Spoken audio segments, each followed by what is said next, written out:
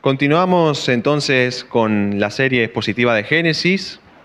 Hoy va a tocar estudiar el capítulo 38, así que les pido si me pueden estar acompañando a ese capítulo. Génesis, capítulo 38.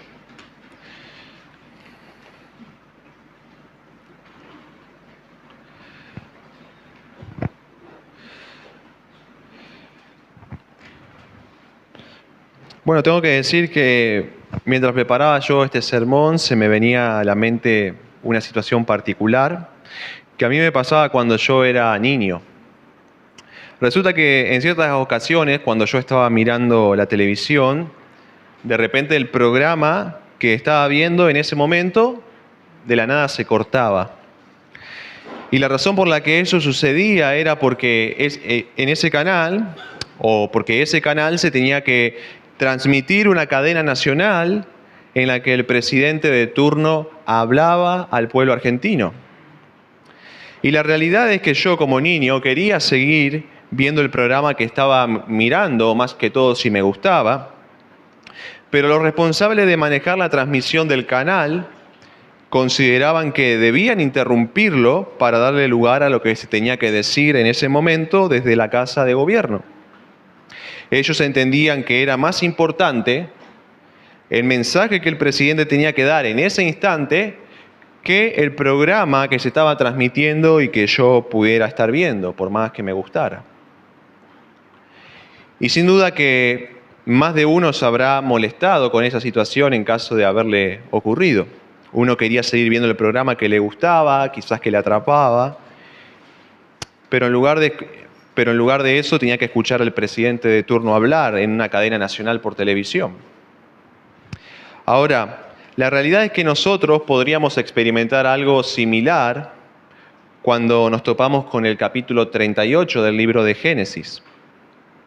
Nosotros comenzamos a ver cómo a partir del capítulo 37, el autor nos comienza a contar en detalle sobre la interesante y atrapante vida de José.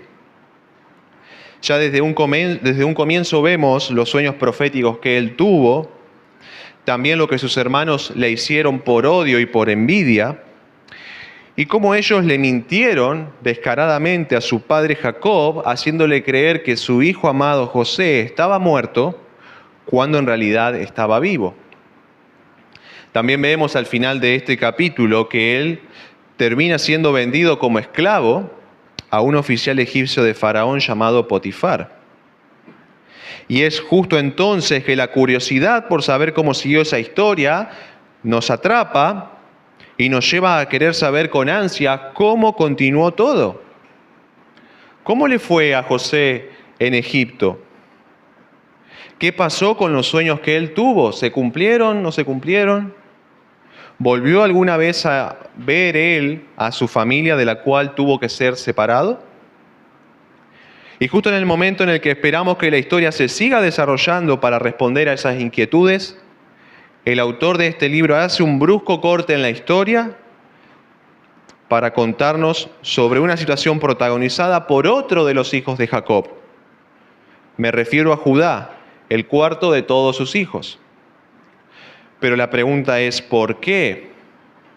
¿Por qué el Espíritu Santo en la escritura del Génesis guiaría a Moisés a interrumpir por un instante el relato de la interesante historia de José para hablar en su lugar de lo que sucedió con Judá en este capítulo? Algo importante tiene este pasaje que decirnos como para estar en medio de una historia tan atrapante como la de José. Así que es mi deseo que a medida que avancemos en el estudio del capítulo 38, el Señor nos pueda ir mostrando la importancia que tiene este pasaje en las Escrituras.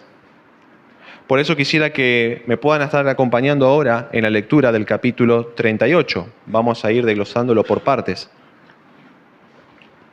Comencemos leyendo del versículo 1 al 5. Dice así: Aconteció en aquel tiempo que Judá se apartó de sus hermanos y se fue a un varón adulamita que se llamaba Gira. Y vio allí Judá la hija de un hombre cananeo, el cual se llamaba Súa, y la tomó y se llegó a ella. Y ella concibió y dio a luz un hijo y llamó su nombre Ger. Concibió otra vez y dio a luz un hijo y llamó su nombre Onán. Y volvió a concebir y dio a luz un hijo y llamó su nombre Sela. Y estaba en Kesib cuando lo dio a luz. Bueno, gracias al versículo 1 sabemos que al momento en el que se desarrolla esta historia, José ya había sido vendido por sus hermanos a los ismaelitas, quienes cuando llegaron a Egipto, a su vez lo vendieron como un esclavo a un oficial de Faraón, Potifar. Pero ese no era el plan inicial que sus hermanos tenían en mente con respecto a él, ya que la intención primera, o en un primer instante, la intención era matarlo a José, asesinarlo. Y si bien es cierto que fue Rubén quien impidió que lo mataran, la realidad es que José termina siendo vendido como un esclavo por iniciativa de Judá, el personaje principal de este capítulo. Es él a quien se le ocurre y quien sugiere esta idea.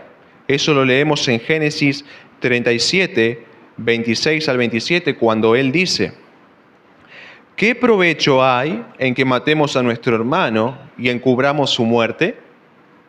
Venid y vendámosle a los ismaelitas, y no sea nuestra mano sobre él, porque él es nuestro hermano, nuestra propia carne.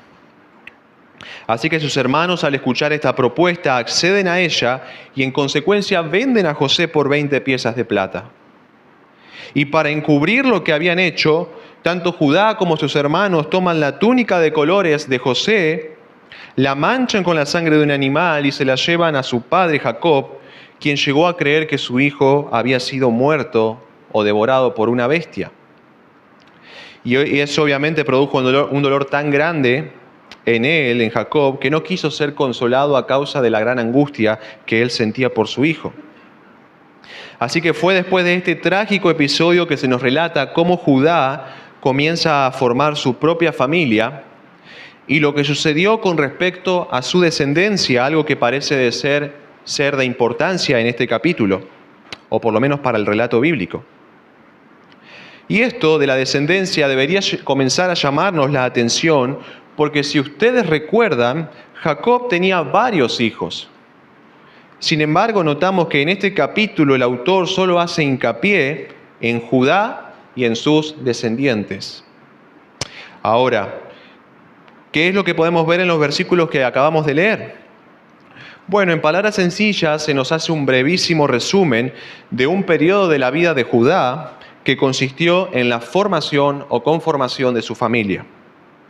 Un periodo que va desde el momento en el que él se separa de sus hermanos hasta el momento en el que él engendra a sus 3 hijos, Ger, Onán y Sela. Esos eran sus nombres. Y quisiera que notemos algunos detalles respecto a esta etapa en particular de su vida.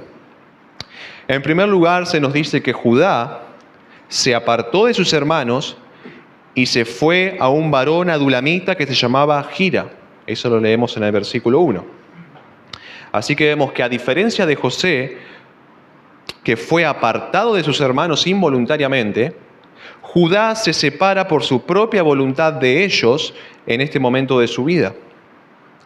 Y lo que él hace al apartarse de sus hermanos es ir a la casa de este hombre que se nos menciona en el versículo 1, lugar donde él se quedaría a vivir. La NBI lo traduce, o la Nueva Versión Internacional lo traduce así: se fue a vivir a la casa de un hombre llamado Girá. Ahora, lo cierto es que no se nos dice mucho acerca de este individuo. No sabemos por qué Judá fue allí ni cómo lo conocía. Pero sí se nos brindan ciertos detalles sobre él. Se nos menciona, por ejemplo, su nombre y dónde vivía. Él se llamaba Gira y moraba en un pequeño asentamiento llamado Adulam, que estaba ubicado a unos 13 kilómetros al noreste de donde estaban los demás hijos de Israel. De manera que podemos ver que Judá se separó de su familia, pero no se fue tan lejos de ellos. Y otro dato que se nos da a conocer en este pasaje es que este hombre, Gira, llegó a ser amigo de Judá.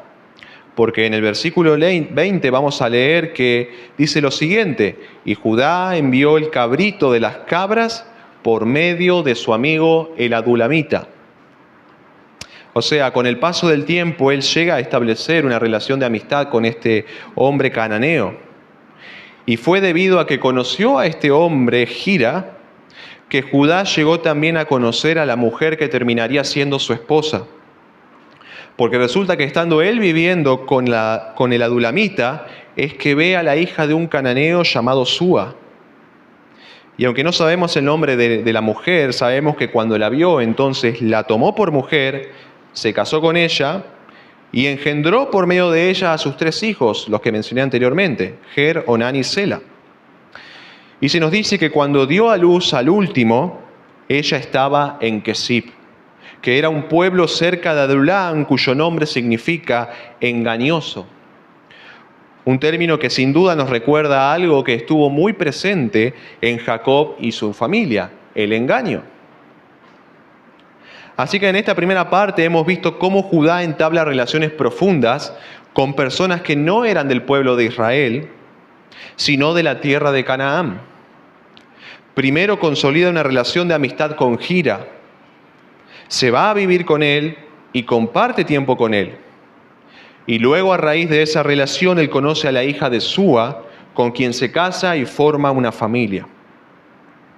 Así que, como dicen algunos comentaristas, la historia de Judá en este capítulo tiene como uno de sus propósitos mostrarnos la necesidad que tenía Jacob y su familia de ser trasladados a Egipto, donde podrían crecer como pueblo sin mezclarse con otras naciones, ya que los egipcios de ese tiempo rechazaban a los extranjeros y particularmente a quienes eran pastores de ovejas, como por ejemplo los hijos de Jacob. Eso usted lo puede leer en Génesis 46 al 34. Así que en la tierra de Faraón sería más difícil que los israelitas se mezclaran o hicieran esta mezcla de pueblos.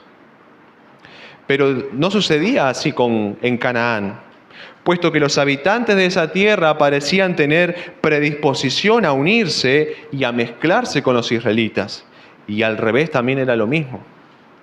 Ya nosotros habíamos visto domingos atrás el caso de Dina cuando salió a visitar a las hijas de la tierra en Siquem. Y ahora lo vemos con Judá cuando decide entablar relaciones profundas con personas cananeas. De manera que vemos que el hecho de que José haya sido enviado a Egipto es una muestra de la obra que Dios estaba llevando a cabo para mantener la pureza del pueblo que él había apartado para sí. José prepararía todo para que luego el pueblo de Israel fuera a morar allí y creciera. Continuemos ahora leyendo los versículos 6 al 10. Dice, versículo 6, después Judá tomó mujer para su primogénito Ger, la cual se llamaba Tamar. Y Ger, el primogénito de Judá, fue malo ante los ojos de Jehová, y le quitó Jehová la vida. Entonces Judá dijo a Onán, llégate a la mujer de tu hermano y despósate con ella, y levanta descendencia a tu hermano. Y sabiendo Onán que la descendencia no había de ser suya, sucedía que cuando se llegaba a la mujer de su hermano, vertía en tierra por no dar descendencia a su hermano. Y desagradó en ojos de Jehová lo que hacía, y a él también le quitó la vida. Bueno, desde el versículo 1 al versículo 5, el autor nos ha mostrado a Judá tomando a una mujer cananea y engendrando hijos por medio de ella. Pero ahora es el turno de los hijos de Judá. Ya a inicios del versículo 6 nos encontramos con su primogénito llamado Ger, que ya estaba crecido y en edad de casarse, por lo tanto habían pasado varios años. La diferencia acá es que este hijo, en lugar de elegirse una esposa para sí, se casa con la mujer que su padre toma para él. Y es curioso ver que Judá en los versículos anteriores, eligió a su propia esposa, pero ahora no dejó que su hijo eligiera la suya. Más bien él como padre tomó la iniciativa en esto. Sinceramente no tengo idea cuál habrá sido la razón para obrar de esa manera. Pero supongamos por un momento que él lo hizo con buenas intenciones, más allá de si él estuvo bien o mal con lo que hizo. Supongamos que lo hizo porque creía que él como padre sabía elegir mejor que su hijo lo que le convenía en este asunto. Porque él pensaba que al hacer la elección de la esposa, entonces le daría una buena mujer a su primogénito. Mi pregunta es, en el caso de que hubiera sido así, ¿sentía él esa misma preocupación por la clase de hijo que le daría a su nuera? ¿O solo se preocupaba que su hijo tuviera una buena esposa? Y estas preguntas llevan a que aquellos que son padres se pregunten algunas cosas. Ustedes seguramente, porque los aman, quieren que sus hijos se casen bien y tengan un matrimonio hermoso. Anhelan que formen una familia con una persona que reúna ciertas virtudes, como por ejemplo el amor a Dios, tener una vida ejemplar, ser una persona trabajadora, etc. Pero la pregunta es, ¿sientes como padre esa misma preocupación por entregarle a esa persona un hijo o una hija también ejemplar? Porque pudiera ser que un padre se preocupe por la clase de mujer que se va a casar con su hijo varón, pero no se pregunta qué clase de hombre es aquel hijo con el que se va a casar su nuera. Quizás esa persona se afana para que su hijo consiga una buena esposa, pero ¿qué del esposo que le tocará a ella, a su nuera? ¿Es trabajador? ¿Ama a Dios? ¿Tiene un buen testimonio? ¿Está sobrando en su vida para que él sea el hombre que esa nuera necesita? Nosotros, por ejemplo, veremos que en esta historia, Ger, el primogénito de Judá, no era un buen hombre. Pero antes de hablar un poco más sobre él, quisiera que podamos conocer algunas cosas sobre la mujer que Judá tomó para su hijo. En base a lo que leímos, sabemos que su nombre era Tamar. Tamar significa palmera, ese es el significado de su nombre. También vemos que se convirtió ella en la nuera de Judá y que enviudó 2 veces a causa de que sus esposos pecaron ante los ojos del Señor.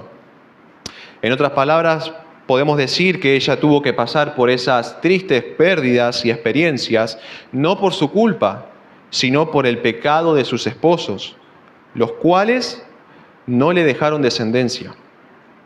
De manera que Tamar, al enviudar por segunda vez, no tenía hijos, ni siquiera uno. Y me gustaría que retengan a lo largo del mensaje esa idea sobre la descendencia, porque es algo que se marca con mucha fuerza en este pasaje. Así que, como dije recién, los esposos que ella tuvo no fueron buenos ante los ojos del Señor. Y ahora sí quisiera que hablemos un poco acerca de ellos. Comencemos por Ger, primogénito de Judá. El versículo 7 no nos aclara qué hábitos o acciones malvadas en particular este hombre llevaba a cabo en su vida diaria, pero sí se nos dice que fue alguien malo ante los ojos del Señor. Y en esto quisiera que ustedes, hermanos y amigos, pudieran notar algo en la vida de este hombre. Que la vida de Ger nos recuerda que nosotros no vivimos fuera del alcance de los ojos de Dios.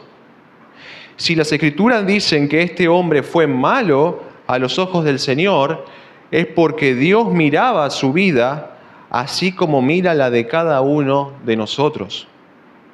Dios no anda distraído por ahí sin prestar atención a lo que sus criaturas hacen. Si Él sabe cuando un pájaro cae al suelo, ¿cuánto más no va a saber todo lo que hacemos nosotros?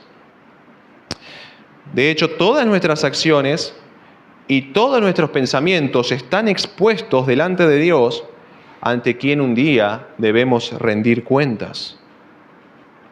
Proverbios 15:3 dice, los ojos de Jehová están en todo lugar, mirando a los malos y a los buenos. ¿Eres consciente, mi querido hermano y amigo, de esta verdad? ¿Es tu vida afectada por la realidad de que el Señor te está observando en cada momento de tu vida? Yo sinceramente no sé hasta qué punto Ger estaba consciente de esta verdad, si es que tenía acaso alguna conciencia de ello. Pero a juzgar por lo que se nos dice, pareciera que no era algo que él tenía presente en su vida, ya que de lo contrario habría vivido de otra manera. Sin embargo, él eligió transitar el camino de la maldad, lo que lo llevó a su propia muerte. El Señor lo había dejado vivir varios años, permitiéndole incluso crecer y llegar a casarse.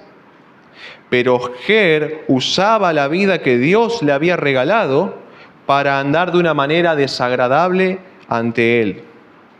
Y a tal punto que llega un momento en el que Dios le pone fin a su existencia en esta tierra como castigo por su maldad. Sin duda que este caso sirve como ejemplo y advertencia para aquellos que quieren vivir impíamente. Así que cuidado con poner a prueba la paciencia y la bondad de Dios. Es cierto, Él es bueno, Él es perdonador, pero también no podemos olvidar que Él es santo y justo. No son pocos los ejemplos que Él ha dejado en las Escrituras sobre personas que pagaron su maldad con la muerte. Tenemos el caso de las personas que murieron en el diluvio, los habitantes de Sodoma y Gomorra, los hijos de Judá, Ananías y Zafira, y así podríamos seguir con otros ejemplos. Por lo tanto, si tú has vivido hasta el día de hoy de espaldas a Dios, pero aún estás con vida por voluntad y bondad del Señor, no deberías utilizar eso para persistir en tu maldad. Al contrario, si el Señor te ha permitido llegar hasta este momento, es para que te pongas a cuentas con Él, para que reconozcas que has pecado contra Dios y te arrepientas colocando tu fe en Cristo como tu Salvador que pagó por tus pecados en la cruz. Como nos enseña Pablo en Romanos 2:4, las riquezas de la bondad, tolerancia y paciencia de Dios deberían conducirnos o conducirte al arrepentimiento. El Dios que podría y tiene el poder de condenarte hoy mismo y enviarte desde este lugar a la eternidad, al infierno eterno, te está haciendo un llamado en su bondad a estar en paz con Él mediante la sangre de la cruz de Jesús. Y si te arrepientes y crees en su Hijo, tiene su promesa de que tendrás vida eterna. Pero cuidado, también hay una advertencia. El apóstol Pablo nos dice en Romanos 2:5 que si un hombre no se arrepiente de sus pecados, sino que persiste en seguir en la dureza y terquedad de su corazón, no está haciendo otra cosa que acumular más ira de la que ya tiene para el día en el que Dios desatará su santa indignación y juzgará a los hombres, pagándole a cada uno conforme a sus obras. Y Él puede pagarle a cada uno conforme a sus obras porque Él conoce la obra de cada persona. La pregunta es, ¿qué decisión vas a tomar, querido amigo? Él está poniendo hoy delante tuyo, una vez más quizás, la vida y la muerte, la salvación y la perdición, la vida eterna y la condenación eterna. Y te invita a elegir y te ruega por medio de sus siervos que elijas correctamente para que no seas condenado juntamente con los impíos en el día final. Por lo tanto, como dice el profeta, deje el impío su camino y el hombre inicuo sus pensamientos, y vuélvase a Jehová, el cual tendrá de él misericordia, y al Dios nuestro, el cual será amplio en perdonar. Ahora pasamos al caso de Onán. Ya estuvimos viendo a Ger. Pasemos al caso de Onán. Él fue, como leemos, el segundo hijo de Judá y lamentablemente corrió la misma suerte que su hermano mayor. Dios también a él le quitó la vida. ¿Y por causa de qué? De su pecado. Aunque vale aclarar en este caso que el texto no nos dice que Onán era malo ante los ojos del Señor, en el sentido de que él llevaba un estilo de vida malvado como su hermano Ger. Pero sí se afirma que desagradó en ojos de Jehová lo que hacía en cuanto a este asunto de no levantar descendencia a su hermano. Y por eso le fue quitada la vida. Y justamente en este punto se encuentra otra diferencia de Onán con respecto a su hermano mayor. Y es que en este caso a nosotros sí se nos especifica o se nos dice la maldad particular por la cual Dios le quita la vida a este hombre. Quisiera que profundicemos un poco más en cuál fue su pecado. Como sabemos, el primogénito de Judá había muerto y no había dejado descendencia. Es decir, murió sin dejar hijos que perpetúen su nombre, su memoria y que sean herederos de las bendiciones que le correspondían a Ajer por ser el hijo primogénito. Sin embargo, en los tiempos bíblicos existía una costumbre en estos países del Medio Oriente conocida como el matrimonio levirático. Ahora uno se puede preguntar, ¿en qué consistía esto del levirato? Bueno, con esta costumbre se esperaba que el hermano de un hombre fallecido que carecía de herederos se casara con la viuda de éste, con el fin de levantar descendencia al hermano difunto. Por eso la palabra levirato viene del latín levir, que significa hermano del marido. Y nosotros sabemos por las Escrituras que esta costumbre posteriormente se incorporó dentro de la ley de Moisés. Noten, les leo yo lo que dice Deuteronomio 25, 25 al 26. Dice, cuando dos hermanos habitan juntos y uno de ellos muere y no tiene hijo, la mujer del fallecido no se casará fuera de la familia con un extraño. El cuñado se allegará a ella y la tomará para sí como mujer, y cumplirá con ella su deber de cuñado. Y será que el primogénito que ella dé a luz llevará el nombre de su hermano difunto, para que su nombre no sea borrado de Israel. Por lo tanto, vemos que el levirato era una responsabilidad del cuñado en beneficio de su hermano fallecido, ya que él es el pariente más cercano. Un ejemplo positivo que nosotros tenemos en las Escrituras con respecto a esto es el caso de Booz, quien al ser pariente cercano de Ruth, la redimió. Pero también tenemos un caso negativo, como leemos acá, el caso de Onán, quien se negó a cumplir con este deber. Y sabemos por la palabra que no cumplir con el levirato era causa de desagrado ante los ojos de Dios. Quisiera que ustedes vean primero qué es lo que ocurría en la ley de Moisés con quien se rehusaba a cumplir con dicho mandato. Deuteronomio 25, 7 al 10 dice lo siguiente.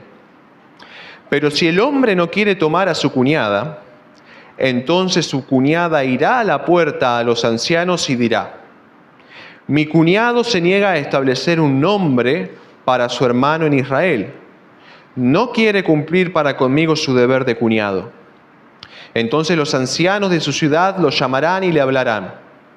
Y si él persiste y dice, no deseo tomarla, entonces su cuñada vendrá a él a la vista de los ancianos, le quitará la sandalia de su pie y le escupirá en la cara.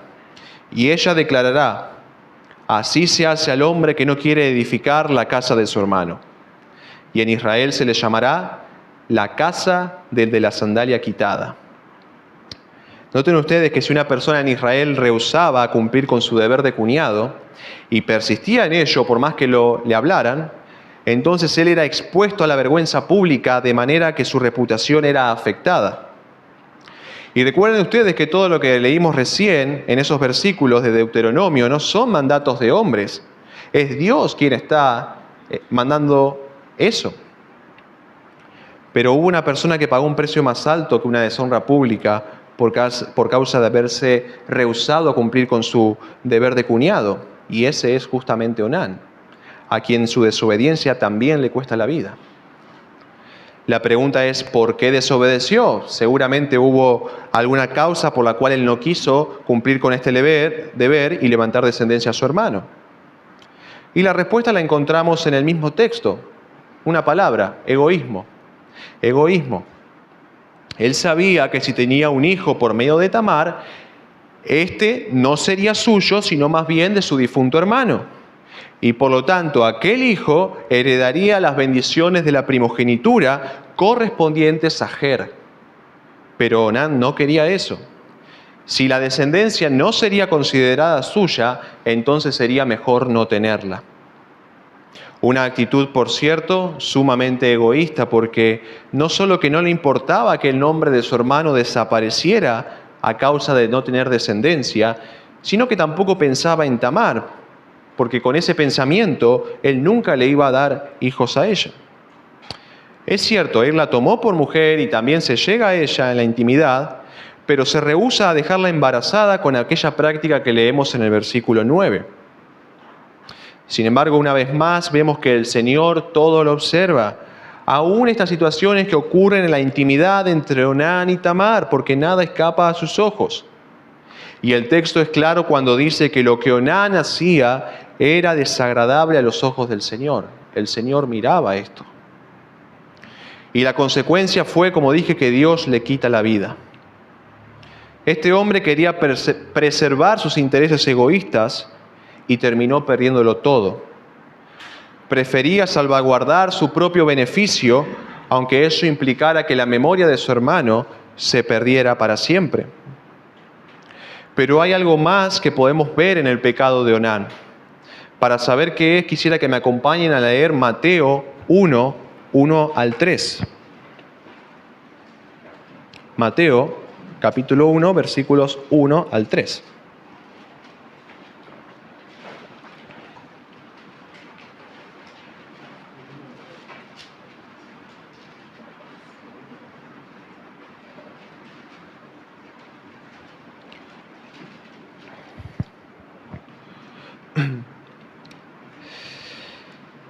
Dice así, Mateo 1, 1 al 3.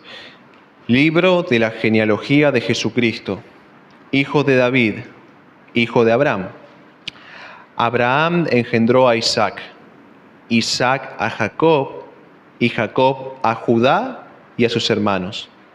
Judá engendró de Tamar a Fares y a Zara, Fares a Esrom y Esrom a Aram. No sé si ustedes notaron qué nombre aparece en el versículo 3. Figura el nombre de Tamar, de quien vendría la descendencia a través de la cual nacería Jesucristo. Así que cuando Onán se negaba a darle un hijo a Tamar, también se estaba negando a continuar la descendencia a través de la cual vendría el Mesías que traería salvación al mundo entero. De haber cumplido con su deber como cuñado, habría sido parte de la línea genealógica de Jesucristo. Y en lugar de quedar registrado en la Biblia como un hombre desobediente y egoísta, habría pasado a la historia como alguien responsable y considerado que cumplió con su deber para con su hermano difunto. Pero no fue así. Sin embargo, el Señor no dejaría que el egoísmo de un hombre echara a perder el plan redentor que Él había planeado desde la eternidad pasada y que había comenzado a llevar a cabo ahí en el Edén, cuando Él le promete a Adán y Eva que Él de la simiente de la mujer aplastaría la cabeza de Satanás. Jesucristo nacería de la descendencia escogida a través de Onán o a pesar de Onán. Sigamos leyendo versículo 11, volvemos a Génesis 38. Dice así: Y Judá dijo a Tamar su nuera: Quédate viuda en casa de tu padre hasta que crezca Sela mi hijo, porque dijo: No sea que muera él también como sus hermanos. Y se fue Tamar y estuvo en casa de su padre. Como vemos, Tamar ya había enviudado 2 veces y no tenía descendencia. Por lo tanto, la responsabilidad del levirato recaía ahora sobre el hijo menor de Judá. Pero había un problema acá. Sela aún no había crecido lo suficiente como para casarse. Así que no podría cumplir con ese deber en ese momento. Había que esperar un cierto tiempo. Entonces su padre Judá, ajustándose al deber del levirato, le dice a Tamar que vuelva a la casa de su padre y espere allí, quedándose viuda, hasta que Sela creciera. Y cuando eso sucediera, ella sería dada a él por esposa. Sin embargo, y acá está lo interesante, Tamar no sabía que en las palabras de su suegro había engaño. Y usted puede preguntarse, ¿por qué? ¿En qué la está engañando? Bueno, la respuesta es sencilla. Después de la muerte de sus dos hijos, Judá llegó a pensar que la razón por la cual había perdido a Ajer y a Onán se debía a que Tamar era portadora de alguna maldición o que era una mujer que traía desgracia sobre los maridos. Es decir, para él la muerte de sus hijos no tenía que ver con ellos, sino con la esposa que le había tocado, una idea muy supersticiosa e infundada. Pero nosotros sabemos por el relato bíblico que eso no es cierto. Ellos murieron por su propia maldad. Sin embargo, Judá llegó a creer esa mentira que no tenía fundamentos, sino que solamente se basaba en una suposición personal. Y como creía que eso era así, actuó en base a esa creencia, alejando a Tamar de su hijo Sela con el fin de que no le causara, por así decirlo, la muerte también a él. Judá había experimentado el dolor de perder no a uno, sino a dos hijos, y tenía de temor de volver a pasar por lo mismo, viendo morir al único hijo que le quedaba. Y para ello acudió a una estrategia pecaminosa que incluía la mentira. Él no le dijo a Tamar lo que creía acerca de ella, más bien se deshizo de ella, dándole una falsa esperanza. Pero lo cierto es que Judá jamás le daría a Sela como esposo, porque tenía temor de que también muriera. De esta manera Tamar se va a casa de su padre a esperar algo de su suegro que él jamás haría por ella. Por lo tanto, el destino de esta mujer no es prometedor y su persona también tratada de una manera injusta. Y lo curioso es que cuando su primogénito Ger había muerto, fue Judá quien le dijo a Onán que desposara a la mujer de su hermano difunto y se llegara a ella para levantarle descendencia a su hermano mayor. Algo que parecía importante para Judá. Pero cuando muere también Onán y Judá tiene que entregar a Sela, él no lo quiere hacer por temor a perderlo. Hasta un cierto momento el cumplimiento de este deber del levirato y esta responsabilidad de levantar descendencia al primogénito era importante para Judá, pero cuando vio que sus intereses podían ser afectados, entonces ya dejó de serlo. Él sabía lo que le correspondía hacer, pero lo evitó por miedo a perder lo que él apreciaba. Nuevamente vemos el pecado del egoísmo. Y a tal punto que no le importaba que el nombre de su hijo mayor desapareciera por no tener a alguien que le levantara descendencia. Pero el egoísmo y el engaño de Judá contrasta con la generosidad y la fidelidad de Dios el Padre, quien no escatimó ni no negó a su propio y único Hijo, sino que lo entregó por todos nosotros. Él había prometido desde el Edén su venida y no nos hizo esperar en vano o con palabras engañosas en su promesa, ya que su promesa era verdadera y firme, aun cuando eso implicaba un costo para él. Y en el tiempo señalado por el Padre, el Hijo prometido fue enviado conforme a la promesa y manifestado a nosotros para salvar a su esposa, la iglesia, de sus pecados. ¿Y saben qué, hermanos? Lo curioso en esto, que Tamar no fue la causa de la muerte de los hijos de Judá, pero nosotros sí fuimos la causa de la muerte del Hijo que Dios entregó, porque nuestros pecados fueron lo que lo llevaron a Él a la cruz. Y aún así, a pesar de eso, el Padre igualmente lo entregó por nosotros, sabiendo que le costaría eso. Entonces, cuando nosotros vemos este gran ejemplo de amor y generosidad de parte de Dios el Padre, nos preguntamos, ¿qué lugar queda en nuestra vida para el egoísmo? ¿Podemos vivir egoístamente cuando tenemos un Padre Celestial que entregó tanto por nosotros, aun cuando eso implicó un costo para Él? ¿Le obedeceremos siempre y cuando nuestros intereses no se vean afectados? ¿O haremos lo que pide aun cuando cueste? Ahora, lo cierto es que ese Mesías vendría de la descendencia de Judá. Pero la pregunta es, ¿cómo sería esto posible? Er y Onán habían muerto y ahora Judá no tiene pensado darle a Tamar, a su hijo Sela, como esposo. ¿Cómo seguiría esto entonces? Para eso vamos a leer los versículos 12 al 19. Dice así: Pasaron muchos días y murió la hija de Súa, mujer de Judá. Después Judá se consoló y subía a los trasquiladores de sus ovejas a Timnat, él y su amigo Gira, el adulamita. Y fue dado aviso a Tamar diciendo: He aquí tu suegro sube a Timnat a trasquilar sus ovejas.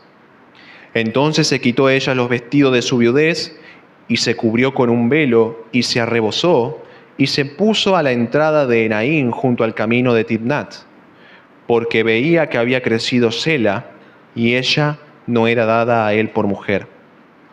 Y la vio Judá y la tuvo por ramera, porque ella había cubierto su rostro. Y se apartó del camino hacia ella y le dijo: Déjame ahora llegarme a ti, pues no sabía que era su nuera. Y ella dijo: ¿Qué me darás por llegarte a mí? Él respondió: Yo te enviaré del ganado un cabrito de las cabras. Y ella dijo: Dame una prenda hasta que lo envíes. Entonces Judá dijo: ¿Qué prenda te daré? Ella respondió: Tu sello, tu cordón y tu báculo que tienes en tu mano. Y él se los dio y se llegó a ella, y ella concibió de él. Luego se levantó y se fue, y se quitó el velo de sobre sí, y se vistió las ropas de su viudez. Bueno, Judá ya había pasado por la muerte de sus dos hijos, como vimos, y eso había sido un dolor grande para él. Pero las situaciones difíciles no terminaron ahí para Judá. Ahora también él sufre la pérdida de su esposa, cuya muerte se menciona muy brevemente en el versículo 12.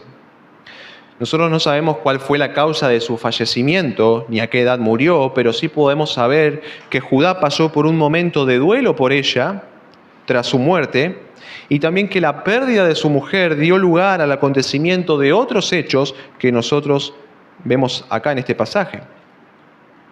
Vemos que luego de que Judá se consuela por la muerte de su esposa, entonces retoma su vida y parte con su amigo cananeo Gira hacia Timnat para asistir a la esquila de la oveja, que era un evento que se celebraba con un gran banquete.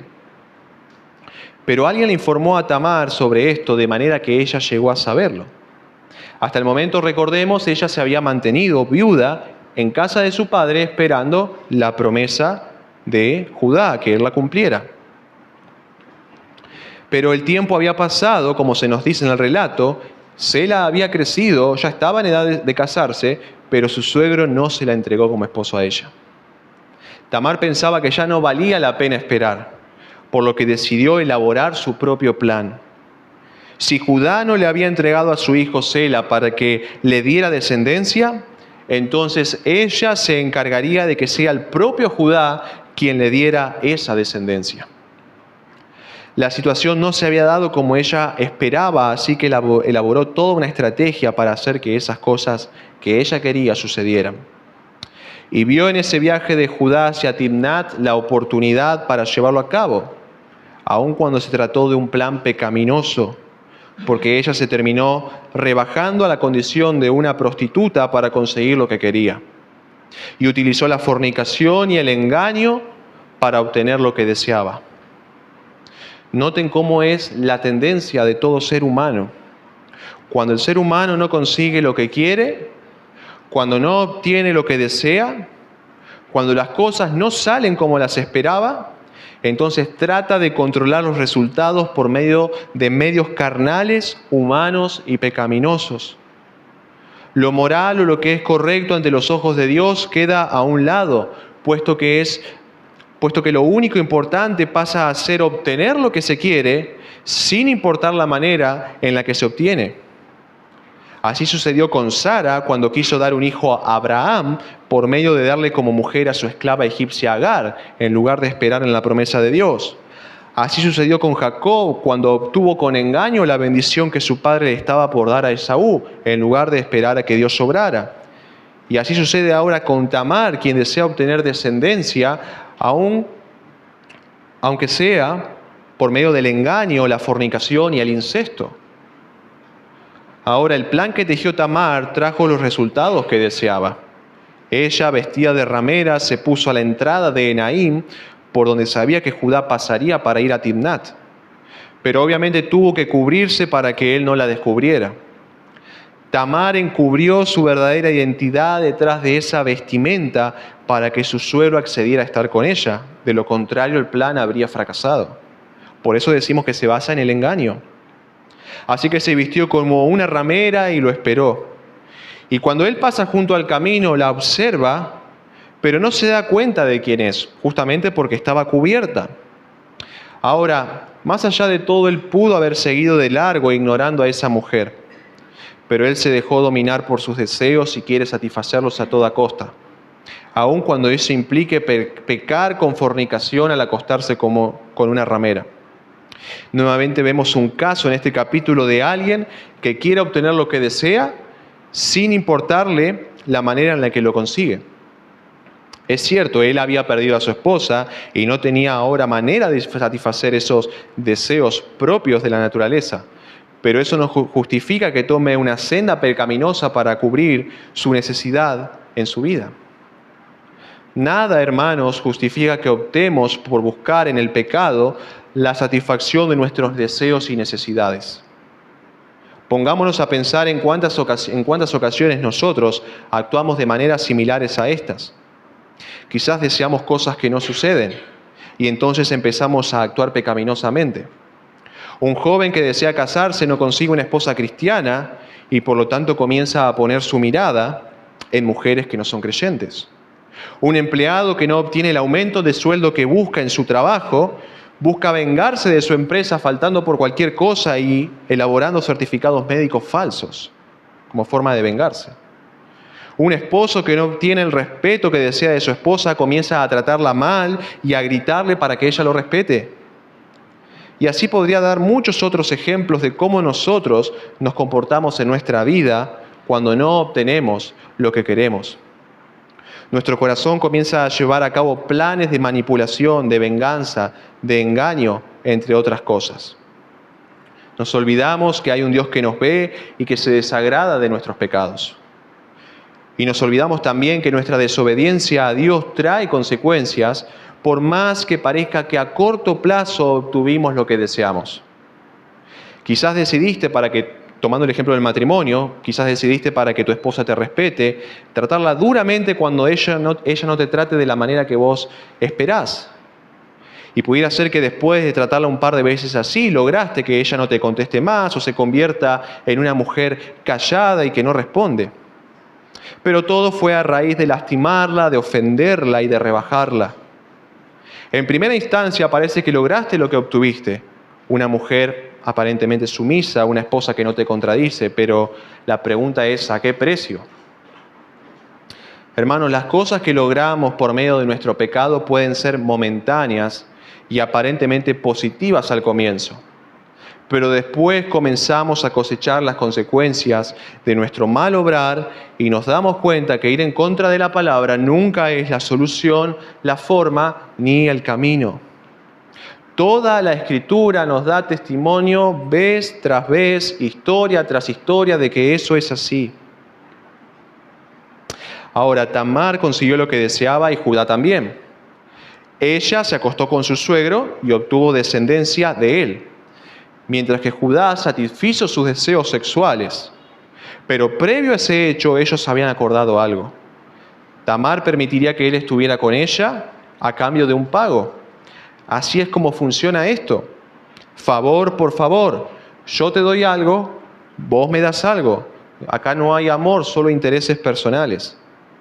Y Judá promete enviarle como pago uno de los animales de su ganado. Pero acá hay una realidad, no siempre que una persona promete algo lo cumple. A veces la gente miente. ¿Cuántos de ustedes quizás pasaron por esa experiencia de escuchar a alguien decirles, después te pago lo que te debo? Y nunca les pagaron hasta el día de hoy.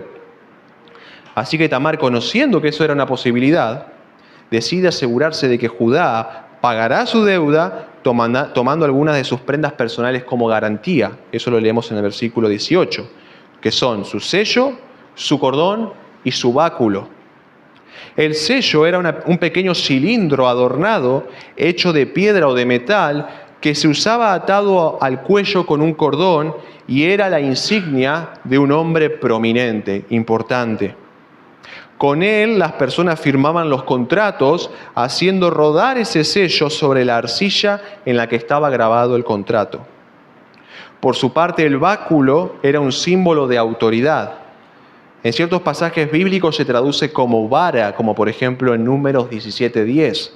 Y también el báculo tenía un uso práctico. Y en la parte superior tenía incrustada la señal de propiedad, es decir, a quién le pertenecía. Ahora, juzgando por el contexto, pareciera ser que Tamar no estaba interesada en el pago en sí, en recibir un animal como pago, sino más bien en tener alguna pertenencia de Judá que le sirviera como defensa en caso de quedar embarazada y ser incriminada. Ella tendría las prendas de Judá como defensa cuando su embarazo saliera a la luz y ya no pudiese ocultarlo de aquellos que la delatarían. Así que una vez que ella toma estas cosas de su mano, entonces Judá se llega a su nuera, se acuesta con ella y la deja embarazada, sin saber que era su nuera, obviamente. Y habiendo cumplido su objetivo, ella deja de vestirse como ramera para volverse a poner sus vestiduras de viuda. De esta manera, Tamar estaba mostrando externamente a la vista de todos que seguía aparentemente en su estado de viudez, aunque por dentro ya cargaba con un hijo fruto de una fornicación. Ella ocultó su pecado, aunque no por mucho tiempo. Tamar podía pretender mostrar que seguía como una viuda, pero pronto su pecado se hizo visible. Por su parte, Judá continuó su camino y aparentemente todo había quedado allí en lo secreto. Pero él también vería cómo pronto su pecado saldría a la luz y de manera pública. Por eso vamos a leer versículo 20 al 30 ya para ir terminando.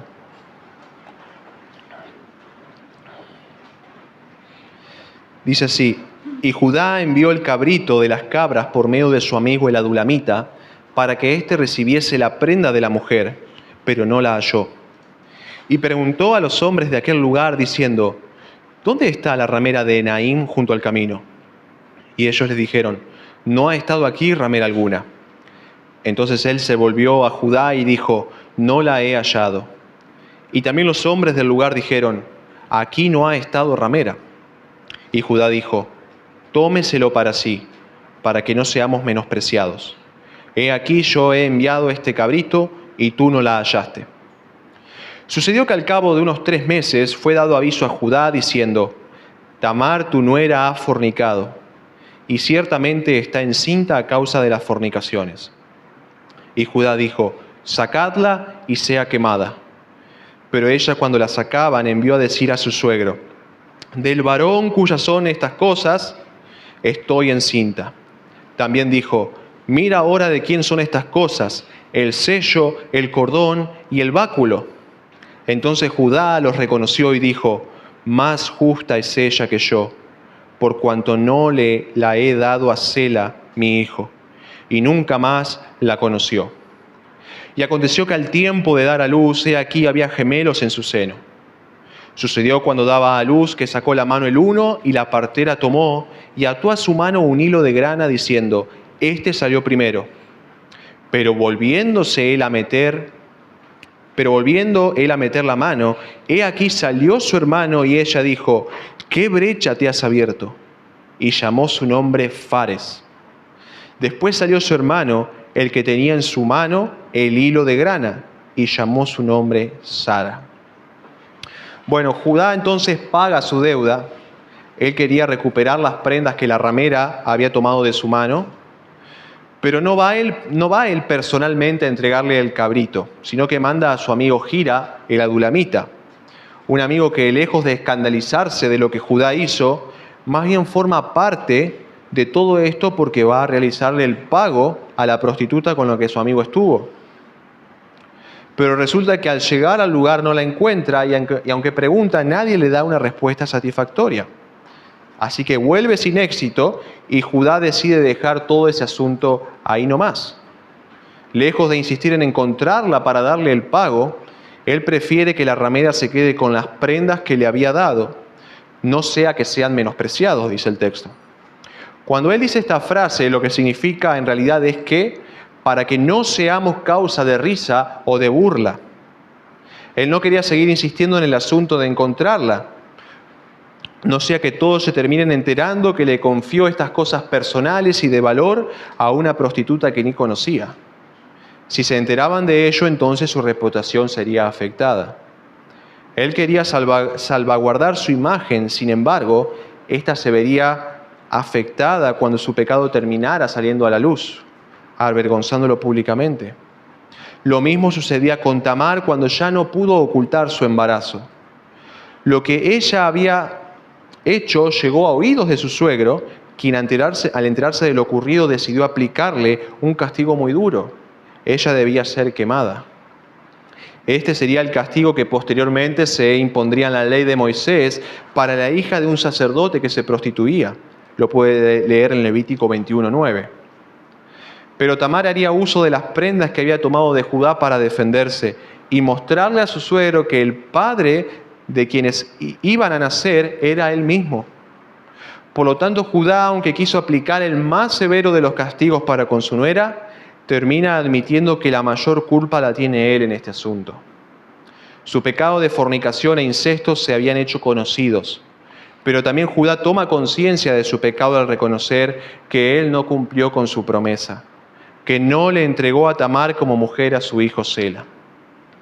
De manera que con su incumplimiento empujó a su nuera a tomar una decisión desesperada, aunque no se justifica. Así que, hermanos, cuidado con ser duros con otros que pecan. A veces el otro ha pecado de una manera más fácil porque nosotros le hemos creado las condiciones óptimas para que le sea más sencillo caer en la tentación. Quizás un padre se puede enojar muchísimo porque encontró a su hijo adolescente viendo cosas en internet que no debía y pretende darle un castigo severo. Pero quizás ese padre tenía por costumbre exponer a su hijo a un montón de programas de televisión desde niño, darle el celular para que entrara a donde él quisiera sin ningún tipo de filtro, por horas y horas sin ningún tipo de recaudo. O un esposo se enoja porque su esposa no se somete a su autoridad, pero quizás él es un marido que no le dedica tiempo de calidad, es egoísta y es orgulloso. Y así podríamos dar más ejemplos. No estoy diciendo con esto que el que comete el pecado no sea responsable de su acción. Cada uno es culpable de su pecado. A Adán y Eva no les fue bien echándole la culpa de su pecado a otros. Pero sí lo que estoy diciendo es que muchas veces nosotros creamos las condiciones para colocar al otro en una situación que le sea más fácil pecar. Si Judá hubiera entregado a Tamar a Sela en el tiempo señalado, y tal como lo prometió, nada de esto habría sucedido. Ella, Tamar, ni siquiera habría planeado esto, aunque es responsable del pecado que cometió. Así que Judá admite su culpa en todo esto y nunca más volvió a acostarse con su nuera. Así que para terminar, en la primera parte de este sermón vimos que Judá perdió a sus 2 hijos, pero ahora el capítulo termina con el nacimiento de 2 de sus hijos, los cuales eran mellizos. Y de la descendencia de uno de ellos, me refiero a Fares, vendría en un futuro Cristo. Por lo tanto, este capítulo no solo que hace su contribución al registro de la línea genealógica de nuestro Salvador que pudimos leer en Mateo, sino que también nos muestra a un Dios que a pesar de las malas decisiones que toman las personas, que a pesar de los pecados que ellas cometen, lleva todas las cosas al cumplimiento de su promesa con su mano soberana.